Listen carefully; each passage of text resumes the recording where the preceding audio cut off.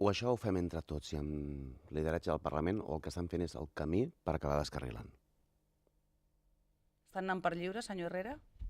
És obvi que estan anant per lliure.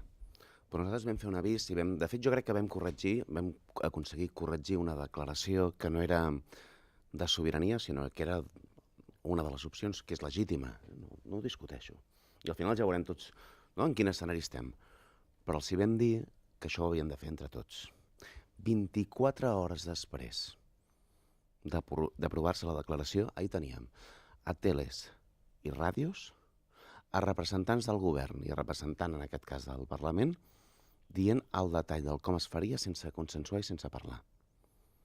Si volen continuar per aquest camí, no tenim cap inconvenient, no tenim cap problema des d'iniciativa. Baixaran del tren, llavors? Jo el que els dic és que o corregeixen o això no serà de tots. I si no és de tots, tampoc serà nostre. Però vull avisar de forma molt solemne. No pot ser que fessin la declaració començant malament, que alguns, amb un exercici de responsabilitat, tendissin, doncs, corregíssim el text, fessin tot perquè el PSC s'assumés. Si no s'ha sumat és perquè no ha volgut. I que ara tornin a cometre els mateixos errors.